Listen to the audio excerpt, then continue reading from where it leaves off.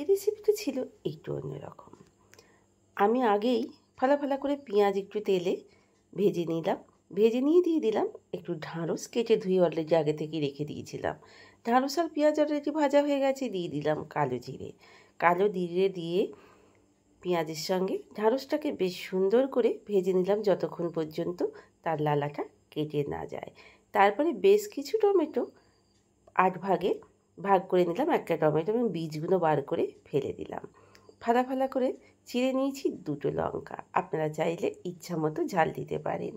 এবার টমেটো দিয়ে আমি আবারও ভালো করে ঢ্যাঁড়সটাকে কষিয়ে নিলাম এবং দিয়ে দেব এর সঙ্গে অ্যাড করে দেব ঘি করলা। তো চলুন ঘি করলাগুলো ভালো করে দিয়ে আগে থেকেই ধুয়ে কেটে রেখে দিয়েছিলাম। এবার আমি কষাতে থাকি ভালো করে। এবার নিয়ে নিয়েছি নুন, চিনি, কাশ্মীরি লঙ্কার গুঁড়ো, হলুদ কালারের জন্য, স্বাদের জন্য। তো সেটাকে দিয়ে ভালো করে এবার নাড়াচাড়া করতে থাকি বেশ খানিকক্ষণ ধরে। এটা থেকেই টমেটো সবজি থেকেই জল বেরিয়ে যাবে, যেহেতু সবজিতে নুন দিয়ে দিয়েছি।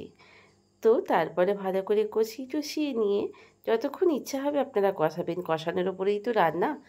আর আমার ওভেনের উপরটা মাছ ভাজার জন্য এত তেল চিটে হয়ে গেছে, সেটা গরম বলে আমি মুছে আপনাদের দেখাতে পারলাম না।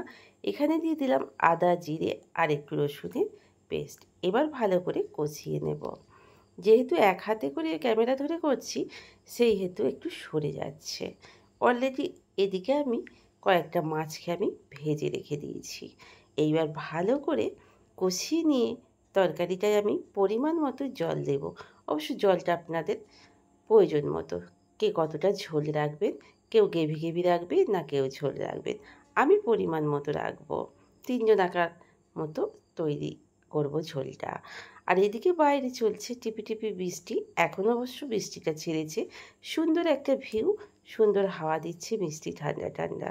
এদিকে মাছগুলো ভাজা হয়ে গেছে, আমি ভেজে রেখে দিয়েছি। এবার অ্যাড করে দেবো এই ঝোলেতে মাছগুলো।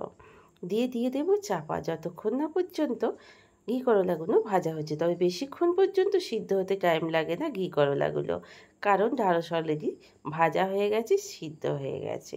তো চলুন নামাবার আগে একটু গরম মশলা ছিটে দিয়ে নামিয়ে নিলেই রেডি হয়ে যাবে আজকে ঢ্যাঁড়স ঘি করলা মাছের ঝোল।